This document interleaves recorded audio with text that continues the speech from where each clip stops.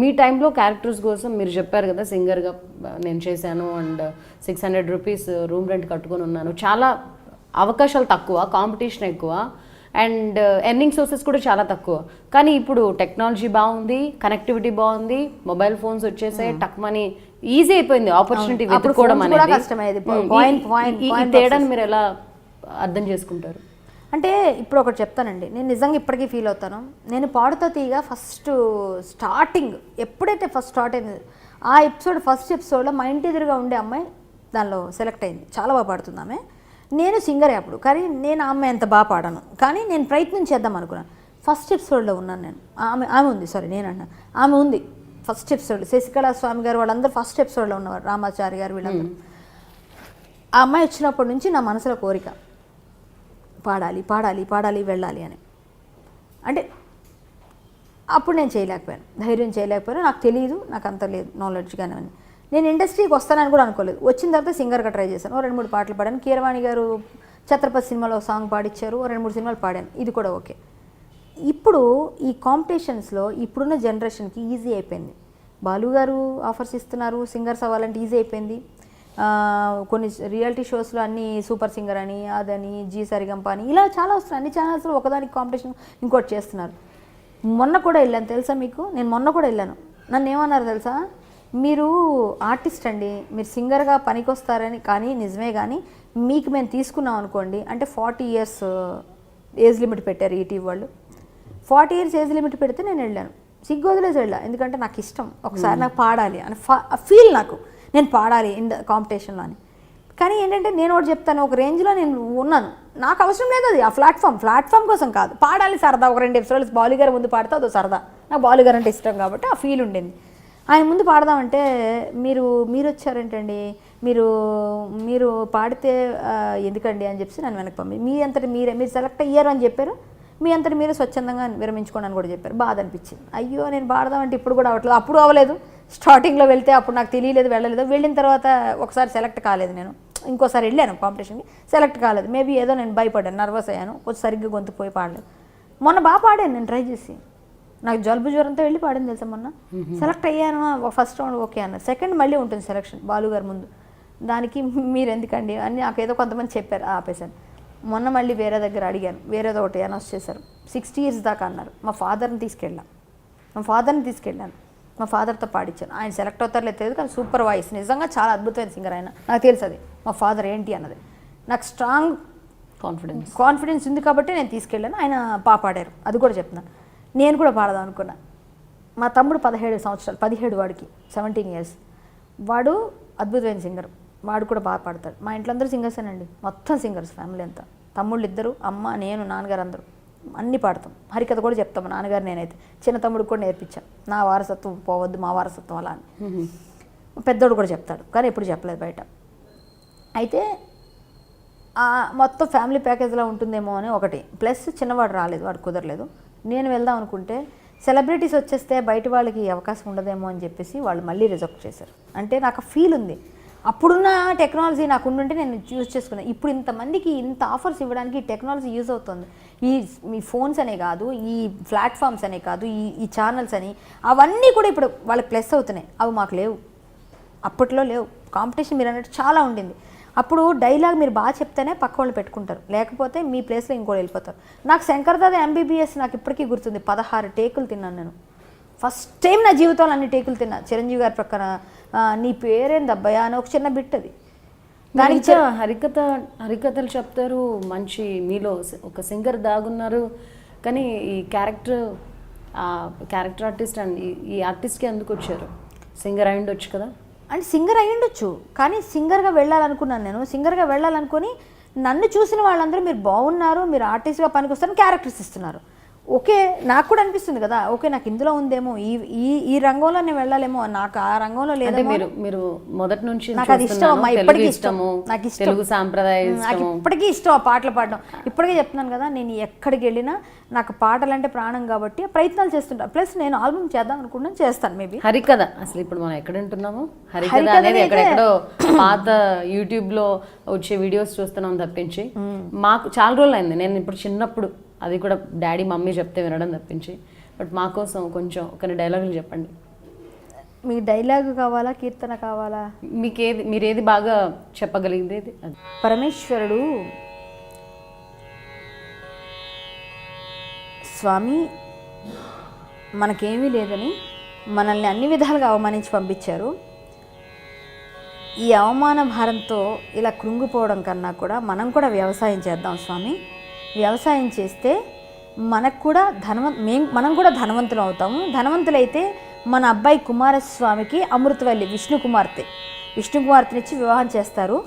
అది అవకాశం ఉంది కాబట్టి మనం కూడా వ్యవసాయం చేద్దాము స్వామి అని బ్రతిమాలుతుంది పార్వతీదేవి. అవమానింపబడి వస్తుంది లక్ష్మీదేవితో. అప్పుడు పరమేశ్వరుడు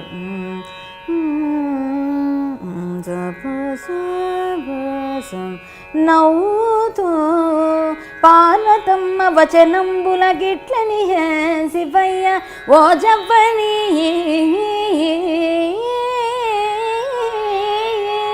ఎద్దులేవి కృషి సల్పుటకు తగు భూములున్నవే తవ్వేడో మానేడో మొదలు ధాన్యపు వెత్తులేవి నాగలెట్లు ఎవ్విది సేతు సేద్యము మహేశ్వరి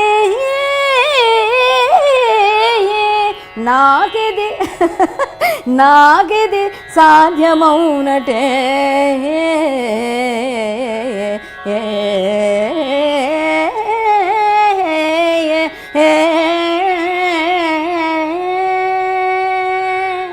మన దగ్గర ఏమున్నాయని ప్రాణేశ్వరి, మనం వ్యవసాయం చేయాలంటే ఏం కావాలో తెలుసా?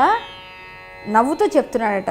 ఎడ్లు కావాలి, వడ్లు కావాలి, మనకి భూమి కావాలి, నీరు కావాలి, నారు కావాలి, ఇవన్నీ కావాలి కదా, నాగలి కావాలి, ఇవన్నీ మన దగ్గర ఎక్కడున్నాయని చెప్తే ఆమె చెప్తుంది, స్వామి అన్నీ మీ వద్దే ఉన్నాయి. అవేమిటో నేను చెప్తాను స్వామి వినండి. కలదు మీకొక ఎద్దు, స్వామి మీ దగ్గర ఒక ఎద్దు ఉంది కదా, కాలుని కోరిన యమధర్మరాజుని అడిగారనుకోండి, దున్నపోతును కాడెతోడ సంగు సఖుడౌ హలాయుధు సాయంబు కోరిన నాగలి నిచ్చుకొన్నాళ్ళ పాటు. మీకు బలరాముడు మిత్రుడే కదా, ఒక్కసారి సాయం అడిగారనుకోండి నాగల్ని ఇస్తాడుగా కొంతకాలం పాటు. ప్రియమిత్రుడైన కుబేరుని కోరిన తప్పక విత్తన ధాన్యం ఇచ్చు. శ్రీనివాసుని అంతటి వారికే, ఆ ఏడుకొండల స్వామికే అప్పిచ్చాడండి కుబేరుడు, మీకివ్వడా? ప్రియమిత్రుడే కదా మీకు. తప్పక విత్తన ధాన్యం ఇచ్చు. భూమికేమీ కొరత స్వామి, భూమి కొరత స్వామి మీకు, భూమికేమీ కొరత శ్మశాన భూముల మీవే, పన్నుకై సర్కారు బాధ లేదు. శ్మశాన భూములన్నీ మీవే కదా స్వామి, పన్ను కూడా మనం ఎవరికి చెల్లించక్కర్లేదు కదా. పోనీ నీటి పారుదల అంటారా, నీరు కావాలంటారా పంటకి? నీటి పారుదలకు నెత్తి మీదనే గంగ, మన గజముఖుండు నెత్తి మీదనే గంగమ్మను పెట్టుకున్నారు కదా, మా సవతని నెత్తి మీదే పెట్టుకున్నారు. మరి ఆ నీటి పారుదలకు ప్రాబ్లమే ఉంది మీకు? అంతా మీకు మనకు సుముఖంగానే జరుగుతుందిగా. మన గజముఖుండు, మన వినాయకుడు పశుల కాయగలడు, పశులు కాసాడుగా ఒక టైంలో, భూకైలాసే టైంలో. కాబట్టి పశువులు కాయగలడు. చిన్న పెద్ద పనికి, చిన్న చిన్న పనులు ఏమైనా ఉన్నాయనుకోండి సాయంగా, చేదోడు నేనుండ రైతు బిడ్డ కాపురంబు మనది.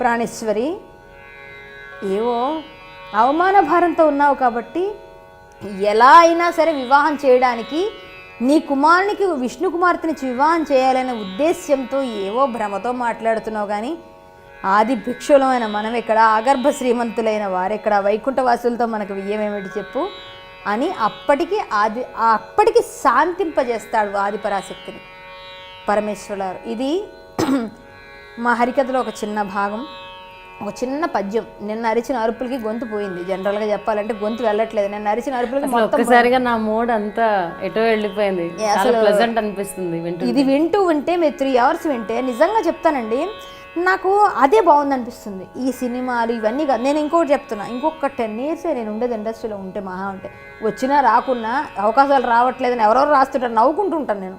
నేను వదులుకుంటానండి అవకాశాలు. ఎందుకంటే నాకు అవసరం లేదు. నాకు ఇండస్ట్రీలో వచ్చినవి, నాకు నచ్చినవి, మంచి పేరు వస్తుంది అనేదే. నేను ఒక బాబీ క్యారెక్టర్ చేసి, లేకపోతే అబ్బా అని ఒక క్యారెక్టర్ చేసి, ఒక పుల్లమ్మ అని చెప్పి, ఒక లీలమ్మ, పెద్ద పెద్ద సీన్, పెద్ద పెద్ద క్యారెక్టర్స్, ఒక 10 సీన్లు చేసి ఒక సీన్ అర సీన్ చేయమంటే చెయ్యలేక వదులుకుంటున్నాను. చాలామంది అంటారు అవకాశాలు లేక ఇలా మాట్లాడుతుంది, అలా మాట్లాడుతుంది. నాకేం అవసరం అండి? ఇవాళ చెప్తున్నా, నేను ఇవాళ మానేసినా కూడా, ఇండస్ట్రీని వదిలేసినా కూడా, ఇండస్ట్రీని వదిలేసి నేను వెళ్ళిపోయినా నేను హ్యాపీ హరికథలు చెప్పుకొని మనశ్శాంతిగా మనస్ఫూర్తిగా నా నిద్రని కంటి నిండగా నేను నిద్రపోగలను. నాకు ఈ మధ్య ఆర్టిస్టులు చాలా మంది ఇలా స్పిరిచువల్ అయిపోతున్నారు. నేను స్పిరిచువలే ఫస్ట్ నుంచి. నేను ఇప్పుడు అవ్వలేదు, ఎందుకంటే మా ఫ్యామిలీలో ఉంది, బ్లడ్లో ఉంది. ప్లస్ ఇంకోటి ఏంటంటే నా చిన్నప్పటి నుంచి అదే వేలో వచ్చాను, అదే వేలో పెరిగాను. ఇంకో 10 years నేను ఏం చేసినా ఆ క్యారెక్టర్స్ చేస్తాను. ఒకవేళ తర్వాత ఇంకా వచ్చాయి అనుకోండి, నా వల్ల డబ్బు వస్తే ఇంకొకరికి ఉపయోగం పడుతుంది. నాకు ఆదిభట్ల కళాపీఠం అని ఒకటి ఉంది. ఆ కళాపీఠం పెట్టి 8 yearsగా నా సొంత డబ్బులు పెట్టి లిమ్కో రికార్డ్స్ అన్ని తీసుకున్నాను నేను. అసలు బాబీ ఈ పుల్లమ్మ లాంటి క్యారెక్టర్స్ చేసిన వ్యక్తేనా ఇప్పుడు హరికథ చెప్తుంది అనిపిస్తుంది. అదే కదా, మీకు అంత సెకండ్ నాణ్యానికి రెండో వైపు చూస్తారు మీరు, 2 కళ్యాణిని. అందుకే నేను ఎవరేమనుకున్నా, నా గురించి ఏ కామెంట్లు చేసుకున్నా, వాళ్ళ ఒక మనిషిని ఎప్పుడైతే దూషించావో ఒక మాటలో, నీకు తప్పకుండా దాని ఫలితం అనిపిస్తావు ఎక్కడో దగ్గర. I have a question for you. చెప్పండి. అండ్ మీరు అబ్జెక్షన్ చెప్పబోతే చెప్పండి. అండ్ తెలుగు అంటే అంత గౌరవం ఉంది, ట్రెడిషనల్ ఫ్యామిలీ నుంచి వచ్చారు, మీ ఇంట్లో ఆల్మోస్ట్ అందరూ కూడా సింగర్సే, హరికథలు, యూనో మన సంస్కృతి సాంప్రదాయం మీద పట్టు, ఇన్ని క్వాలిటీస్ పెట్టుకొని ఎందుకు అలాంటి క్యారెక్టర్స్ చేయాల్సి వచ్చింది? ఏమండి, నేను దాన్ని తప్పు పడితే నేను తప్పు పట్టండి, డౌట్. అదే మీ డౌట్ అనే కాదు, బయట వాళ్ళు కూడా చాలా మంది అడుగుతున్నారు, అది నేను చెప్తాను. ఏమండి, నేను ఇక్కడ ఏమీ లేకుండా అలా వచ్చాను, రక్తహస్తాలతో వచ్చాను. నన్ను వచ్చేసిన వాళ్ళు వదిలేస్తే నేను ఏం చేయాలో తెలియని పొజిషన్లో నేను ఇక్కడ నిలబడాలి. కానీ నిలబడాలి కదా అని పిచ్చి పిచ్చి క్యారెక్టర్స్ చేశారని కదా, నాకు ఎవరు చెప్పేవాళ్ళు లేరు ఆ టైంలో. మీరు ఇండస్ట్రీలో మీరు ఏ క్యారెక్టర్ చేస్తారో ఆ క్యారెక్టర్ ముద్ర పడిపోతారు మీరు. అది ఒకటి ఉంది. మీరు చెల్లి క్యారెక్టర్ చేశారనుకోండి, మిమ్మల్ని చెల్లిగానో వదినగానో అలానే పిలుస్తారు ఫ్యూచర్లో. మీరు వ్యాంప్ చేస్తే వ్యాంప్ చేసేస్తారు. ఇప్పుడు నేను ఆ క్యారెక్టర్స్ చేయకూడదని కదా, ఆ టైంలో నాకు ఆఫర్ వచ్చింది, మీరు చేస్తారా, బయట జారుస్తారా అన్నారు.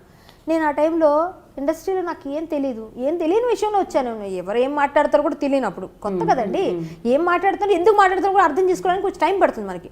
ఆ టైంలో నన్ను నేను సంపాదించుకొని నేను నిలబడాలి, నాకు డబ్బులు రావాలి, ఇక్కడ నేను నిలబడాలి, నా ఇంటికి రెంట్ కట్టాలి, తమ్ముళ్ళు ఉన్నారు, అమ్మ అందరూ ఉన్నారు, ఫ్యామిలీ బర్డెన్ నాది ఉంది. అప్పుడు నేను ఎందుకు చేయకూడదు? క్యారెక్టర్గా చేస్తున్నాను, నేనేం నిజంగా అలా చేయలేదుగా. అలా చేయమనే చేయాల్సిన అవసరం అవనట్లేదు, మనకు మనసు ఒప్పుకుంది, మనం ఏది చెయ్యం. ఇప్పుడు నేను చేస్తే, నేను ఇప్పుడు ఒకటి చెప్తానండి, చాలామంది అనుకుంటారు వీళ్ళు చేసినా చెప్పర్లే అని. నాకు అవసరం లేదు, నేను చాలా ఫ్రాంక్గా చెప్తా. చేశాను అంటే చేశానని చెప్తా, చేయలేదని చెప్తా. అది నమ్మినంపై నాకు అనవసరం, వాళ్ళకి నమ్మించాల్సిన అవసరం నాకు లేదు. కానీ ఆ రోజు నా మనస్సాక్షికి నేను చెప్పుకోవాలి సమాధానం, ఎవరికి కాదు. నా తల్లిదండ్రులకు సమాధానంగా ఉండాలి, ఎందుకంటే వాళ్ళని కన్నారు. భగవంతుడికి సమాధానంగా ఉండాలి. ఇప్పుడు ఇవాళ చెప్తున్నా, ఆ రోజు ఆ క్యారెక్టర్ నేను చెయ్యకపోతే ఈరోజు బాబీ అని మీరు వేరే వాళ్ళని ఇక్కడ కూర్చోబెడతారు, నేనుండ నా ప్లేస్లో. ఏమండి, నాకు అదే అనిపించింది. క్యారెక్టర్ ఈజ్ క్యారెక్టర్కి మన క్యారెక్టర్కి సంబంధం లేదు. అంటే మీరు స్ట్రైట్ ఫార్వర్డ్గా ఆర్థిక పరిస్థితుల వల్లే ఆర్థిక పరిస్థితులు కాదండి. ఆర్థిక పరిస్థితులు అంటే నాకు ఉన్నది ఇప్పుడు ఏమండి, ఇప్పుడు నాకు 30,000 ఇవ్వచ్చండి రోజుకి సినిమాల్లో. సీరియల్స్లో అయితే ఒక 15,000 ఇస్తారు అనుకుందాం, అందులో ఆఫే ఇస్తారు సీరియల్స్లో అనుకుందాం మనం. లేదు, ఒక 12,000 ఇస్తారు, అంతకన్నా తక్కువైతే ఎవరు చేయను, నేను చేయను, అది వేరే విషయం. అయితే నేను బయట షోస్కి వెళ్ళాను అనుకోండి, నేను 1,00,000 రూపాయలు తీసుకొచ్చి యాంకరింగ్ చేసి సింగింగ్ చేస్తే, నేను బయటకు మామూలుగా ప్రోగ్రామ్స్కి వెళ్తాను. ఇప్పుడు నేను బాగానే ఉండొచ్చు, నేనేం సంపాదించుకుంటూ ఉండొచ్చు. ఆ రోజు ఆర్థిక పరిస్థితి కాదండి, నేను ఇండస్ట్రీలో నిలదొక్కుకోవాలని చేసుకుంటాను. ఇండస్ట్రీలో నాకంటూ ఒక పేజ్ కావాలి, నాకంటూ ఒక కరాటే కళ్యాణ్ అంటే తెలియని వాళ్ళు ఉండరుగా. ఈరోజు కరాటే కళ్యాణ్ అంటే నేను నిజంగా black belt, national gold 4 times. కానీ జనాలకు అది తెలీదు. నేను సినిమాల్లో ఫైట్ చేసినాకే ఎవరో పెట్టారు ఆ పేరు. సేమ్ సిచ్యుయేషన్ ఇప్పుడు మనం శ్రీరెడ్డి, నేను కన్ఫ్యూజ్డ్ స్టేజ్లో ఉన్నాను, జనాలు నాతో ట్రీట్ చేసిన విధానానికి నేను ఎలా రెసిప్రోకేట్ అవ్వాలో తెలియక నేను ఎలాగైనా ఇక్కడ నిలదొక్కుకోవాలి అన్న ఒక్క ఉద్దేశంతో ఈ రెవల్యూషన్ బిగిన్ చేశాను అని అంటున్నారు కదా. మేబీ ఆ అమ్మాయి కూడా అంటే మీ సిచ్యుయేషన్లో అప్పుడు ఈ అమ్మాయి ఉందనుకుంటున్నారా? లేదండి, కాదండి. నా సిచ్యువేషన్ నేను చాలా క్లియర్గా ఉన్నాను. నేను క్యారెక్టర్ కోసం ఏదైనా చేయడానికి సిద్ధపడలేదు. ఇప్పటికి కూడా చెప్తాను, ఎప్పటికీ చెప్తాను. నాకు బాండ్ రాయమన్నారు 1 year, తెలుసా? నేను వచ్చిన కొత్తలో 1 year మేము ఏం చెప్తా చేయన్నారు, నేను చేయని దొబ్బాయని వచ్చేసా బయటికి. నేను బయటకు వచ్చి అర్ధరాత్రి నన్ను బయటకు తోశారు, తెలుసా? పెద్ద వర్షాలు అప్పుడు 2000లో హైదరాబాద్లో చాలా వర్షాలు, మొత్తం మునిగిపోయింది గణపతి కాంప్లెక్స్ అంతా. ఆ టైంలోనే ఉన్నాను ఇక్కడ ఇండస్ట్రీలో, ఆగస్ట్లో. జూలై ఆగస్ట్ సంథింగ్ డేట్ ఏదో ఈ మంత్ గుర్తులేదు. మీరు మన ఇంటర్వ్యూ మధ్యలో కూడా అన్నారు నాకు ఇష్టం లేకపోతే నాకు నచ్చని కూరే తినండి. అలాంటిది బాబీ కానీ లేకపోతే ఎక్స్పోజింగ్ కైండ్ కదా, ఎక్స్పోజింగ్ లేదండి, పుల్లమ్మలో ఎక్స్పోజింగ్ లేదు, ఓన్లీ బాబీలో ఉంది. మీరు లీలామాల్ సెంటర్లో ఉంది. గర్ల్ ఫ్రెండ్ అని 2-3 సినిమాలు ఉన్నాయి, కొన్ని సినిమాలు చూడండి, నవ్వులేనవ్వు బోల్డ్ ఉన్నాయి, మీకు యూట్యూబ్లో దొరుకుతాయని. నా ప్రశ్న మీకు అర్థమైంది. కానీ నాకు ఇష్టం లేకపోయినా చేయాల్సిన పరిస్థితి ఆ రోజు నాది. ఎందుకు? నేను నిలబడటం కోసం చేశాను, కానీ నేను వేరే విధంగా వెళ్ళలేదు. ఈమె వెళ్ళిన విధానంగా వెళ్ళలేదు. నేను ఆమె ఏమంది నేను పడుకున్నానని చెప్పింది, నేను అలా పడుకోలేదు, డైరెక్ట్ చెప్తున్నాను. నాకు అవసరం రాలేదు, ఎందుకంటే నాకు టాలెంట్ ఉంది. ఇవాళ కూడా చెప్తున్నాను. ఇంకోటి, నాది ఇలా పాటలు పాడించిన వెంటనే వాళ్ళు మారిపోతున్నారు, ఇది కూడా చెప్పాను. అందువల్ల కూడా మేబీ నన్ను ఎవరో అనకపోయి ఉండొచ్చు. ఇప్పుడు మీరు పాట పాడండి అన్నారు, మీరు ఏమన్నారు? నాకు అసలు మీరేనా అని అన్నారు. మీరే అదే విధానం నేను పాట పాడతాను సార్ అంటే ఏదమ్మా పాడమని జనరల్గా అడుగుతారుగా. ఇండస్ట్రీలో మనం వెళ్ళి ఒక డైరెక్టర్ దగ్గర కూర్చున్నప్పుడు ఏదో పాడేమనుకోండి, అరే అని అమ్మాయి సాఫ్ట్ కార్నర్, అలా కూడా పెరిగి ఉండొచ్చు ఆమె సాఫ్ట్ కార్నర్ మేబీ. అందువల్ల నేనైతే నాకు ఇష్టం లేకపోయినా చేసినా, ఇష్టమై చేసినా, నా సిచ్యువేషన్లో నేను చేయకపోతే ఇంకొకళ్ళు చేస్తారు, నా ఫ్యామిలీ కోసమని నేను నిలబడాలి ఇండస్ట్రీలో నేను చేశాను. ఆర్థిక ఇబ్బందులతో నా ఫ్యామిలీ ప్రాబ్లమ్స్ అయితే నేను చేయలేదు, అది కాదు. అలాని కాదు, నేను డబ్బుల కోసం అయితే చేయలేదు, ఇది క్లియర్. కాకపోతే నాకు ఒక ఐడెంటిటీ కావాలి. ఓకే, నేను మ్యాప్ క్యారెక్టర్స్ చేస్తే జయమాలిని గారు, జ్యోతిలక్ష్మి గారు చేయలేదా? చేసినప్పుడు వాళ్ళు ఏమైనా నిజం జీవితంలో క్యారెక్టర్ చేసామని చెప్పి నిజ జీవితంలో కూడా క్యారెక్టర్ ని కంటిన్యూ చేయొద్దంట, చేయొద్దు. అది జనాలు కామెంట్స్లో నేను ఎందుకు బాధపడుతున్నానంటే, నేను నిజంగా 3 గంటలు హరికథ చెప్తానండి, మీ ఐ డ్రీమ్స్ పెట్టండి, నేను 3 గంటలు కాదు 5 గంటలు చెప్తానండి, నేను నిలబడతానండి. ఇలాగే నేను హరికథ చెప్పిన తర్వాత, హరికథ విన్నాక నేను ఎక్కడైనా స్టేజ్ మీదకి వెళ్ళినప్పుడు బాబీ అని అరిచేవాళ్ళే ఫస్ట్ నన్ను చూడగానే. హరికథ చెప్పి నేను స్టార్ట్ చేసి మొదలుపెట్టి చెప్తున్న తర్వాత ఒక్క మాట్లాడకుండా ఏ అబ్బాయి బాబీ అన్నాడు, ఆ అబ్బాయి చాలా బాగా చెప్పారండి, మిమ్మల్ని ఇలా చూడలేదండి ఎప్పుడు, అసలు మేము అలా అనుకున్నామండి అని సారీ చెప్పి వెళ్ళిన వాళ్ళు నేను ఎంతమంది. కాంట్రాస్ట్ అలాంటివి నేను ఫేస్ చేస్తాను. కాబట్టి నేనేమంటానంటే, మీరు కామెంట్స్ రాసేటప్పుడు మాకు ఫ్యామిలీస్ ఉంటాయి, వాళ్ళు చదువుతారు, మీ ఇంట్లో అక్క చెల్లి ఉంటారు, మీ వాళ్ళు ఉంటారు, మీకు మా అక్క చెల్లికి ఇలా అయితే ఏంటి అని ఒక్కసారి థింక్ చేయండి. ఒకసారి ఎవరైనా ఒక మాట అనాలంటే మనం ఆలోచించి మాట్లాడితే దాన్ని పెట్టండి, రైట్ వేలో పెట్టండి, పెట్టొద్దు అన్నట్లే.